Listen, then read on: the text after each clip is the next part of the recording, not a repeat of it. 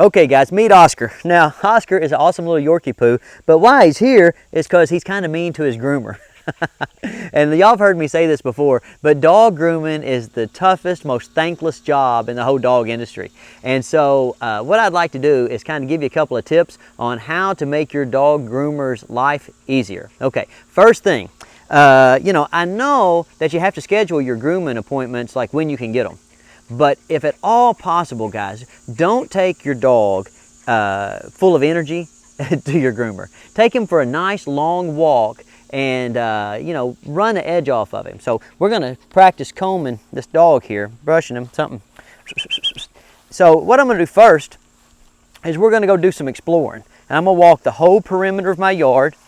And then when I'm going to come down here and I'm going to work on a little bit of exercise with small challenges. That's structured activity where we work on, their body awareness, their proprioception, and their vocabulary, okay? And then, after I've made him good and tired, I'm actually going to practice brushing him. And if you have a little dog that needs to be groomed, you need to develop a routine, right? So you're getting him groomed on the 15th. Try to make your appointment at a time of day where you can take your dog out and you can make them tired. Why? Because a tired dog is a good dog. Okay, so you might say, well, Stonnie, I don't know how much time I have. It doesn't take necessarily a lot of time to make your dog tired. When you're dealing with exercise sessions, you have two basic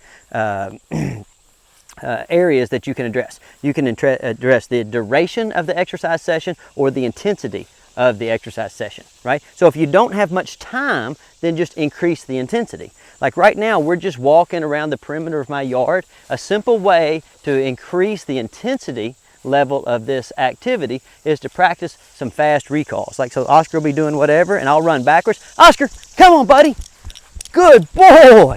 Oh my gosh, you're a good, fine animal, right? And I'll throw a few of these in as I'm walking around the perimeter of my yard here, okay?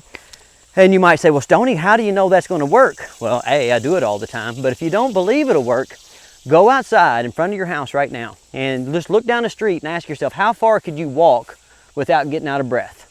And then kind of, put a pencil to it. Let's say you think, oh, I can walk 1 mile without getting out of breath. Walk 1 mile, come back, and write down how you feel. Write down your respiration rate. Now, tomorrow, go outside and sprint as far down your street as you can, and then turn around and sprint back. Compare those times and compare your exertion level. Oscar, come on, buddy. Oh, what a good dog. Oh my gosh, it's a very nice dog.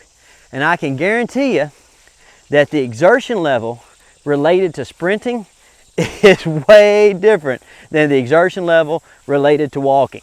So always keep that in mind. Even if you've only got 5 or 10 minutes before you get to the groomer or before the groomer gets to your house, as in this case, a lady that grooms this dog's named Cindy Carpenter. She's a top-notch groomer around here. She's got a mobile grooming thing. She brings this big box truck to your house. I mean, it's really awesome service, And do her a favor. Take your dog out and take them for a nice walk. You can climb stuff, you can go under, you can go over, you can play chase, you can do whatever you need to do. And just always keep in mind, you can either take a nice leisurely stroll and expend energy a little bit at a time, or you can just increase the intensity of your exercise session and expend all the energy at once, So here's the dog. Come on, Oscar. Good boy. Oh my gosh. And just that little bit of running there, guys, just that little bit of sprinting, believe me, it has a big effect. All I can do is say, go out and practice if you don't believe me. Just go out and run down your street as far as you can in a dead sprint, and then get in the comment section of this video and tell me how you felt. So we're just walking. Dun, dun, dun. Always working on the same concept here. A tired dog is a good dog. Plus, I need a good recall, so I might as well get some good recall exercises in. Oscar. Oh my gosh. And see, if I run backwards, he runs faster. Oscar, Oscar, Oscar. Oh, it's a good dog.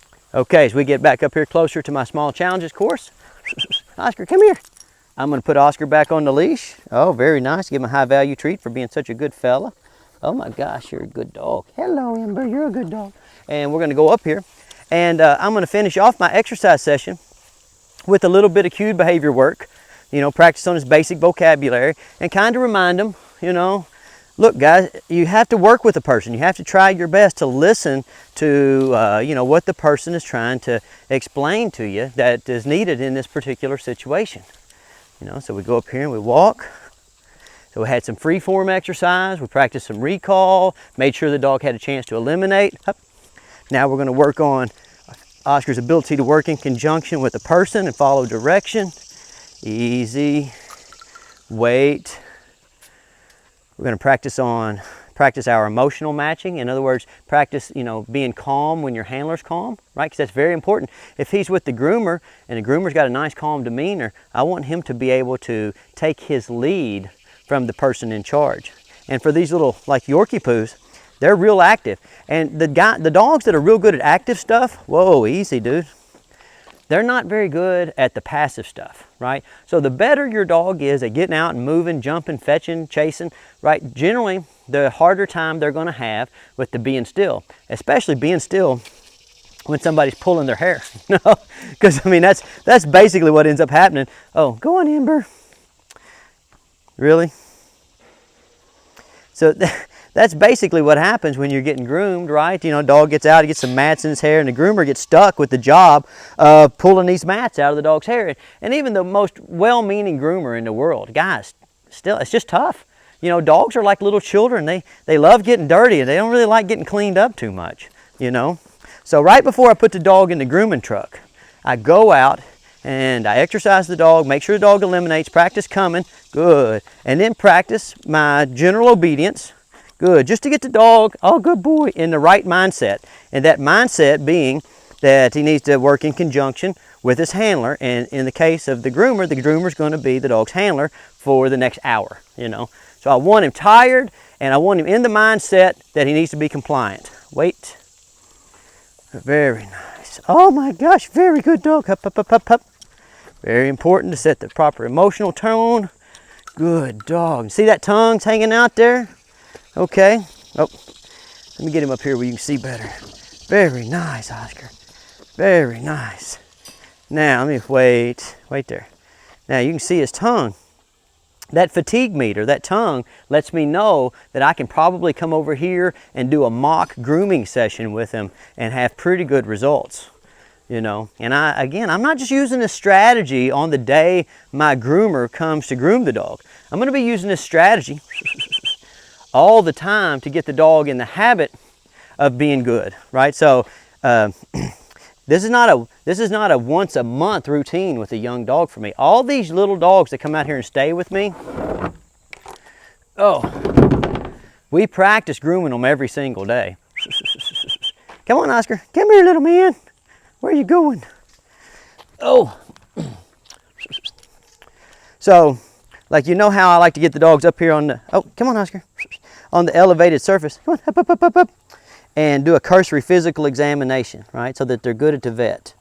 Get them up here, feel them, feel between their toes, feel their joints, feel their privates, look in their ears, look at their teeth, right? Okay, all those kinds of things. But for these little dogs that have to be groomed, we always try to do a little brushing. Now, guys, I might be the worst dog brusher or dog groomer in the whole world. And like, listen, people hate to bring these little dogs out that have to be groomed fancy, because anything that gets in my way, I just hack it out with a pair of scissors. If they come out here and start getting a lot of mats, this is my solution to mats. I pick them up and I cut them out, right? So I am in no way trying to pretend like I am good at dog grooming or I know what I'm doing as it relates to grooming a dog. But I can get them to mind while they're being groomed. All right, so look, I take my little comb or my brush here. The dog's tired. And I just practice brushing him, you know. And so he's getting acclimated to being brushed. He's kind of tired, and when a dog's tired, they're not so reactive. Good. And he doesn't have to love it. You know, that's kind of a mistake people make with their little dogs, is they're working with the little dogs and they're trying to talk nice to them. Oh, listen here, little Oscar, you'll love this. This is great. No.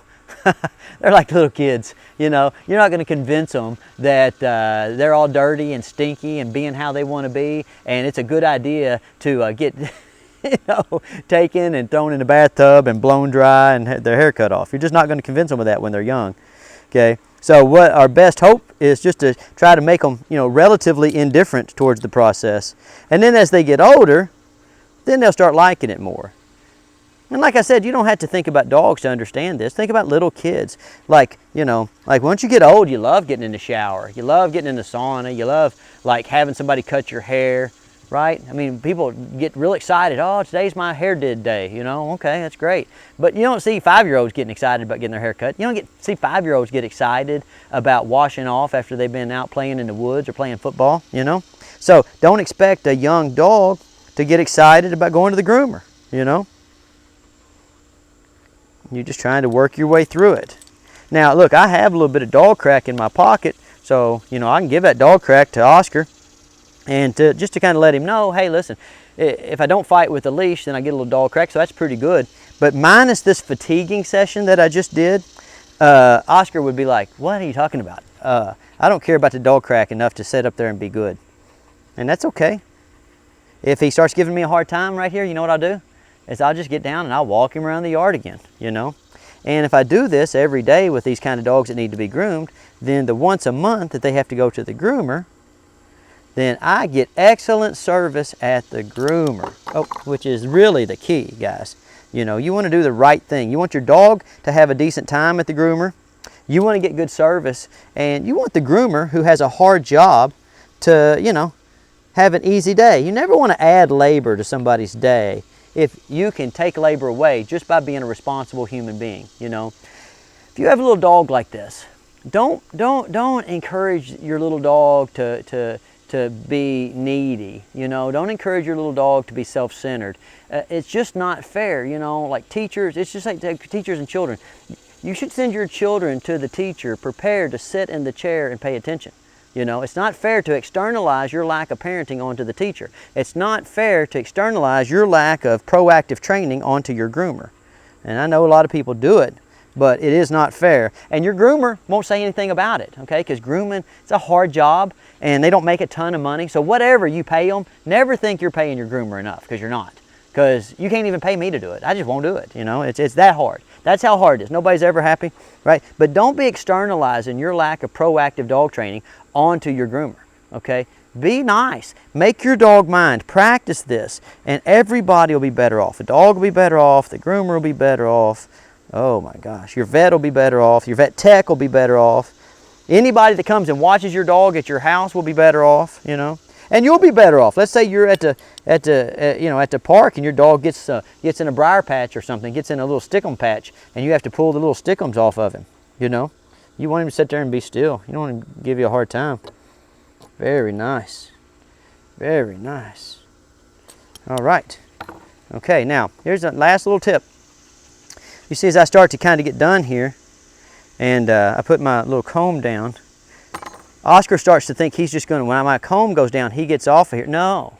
Always make sure that your dog will wait to be released before it gets off an elevated surface. Because one of the things that groomers hate is to have a dog up on the table and they need something from their little tool tray over here, and every time they turn for the tool tray, the dog's hopping off. It's not fair to the groomer, and it's dangerous for your dog. Okay, so every time that you're practicing this, follow the same steps. Walk the dog on a route. Practice your cued behavior so the dog is in the mindset of working in conjunction with the handler. Put your dog on an elevated surface. Do a cursory physical examination. Then start grooming your dog, paying special attention to his feet, his private areas, and his ears, because that's where they're really sensitive, and if they're going to nip a groomer, it's going to be when the groomer's touching one of those areas. Okay? And then when you're done, make the dog be calm and patient and wait to be released off of the grooming table. Okay, guys, good luck. Get out there and help your groomer have a good day tomorrow. All right, good dog, Oscar.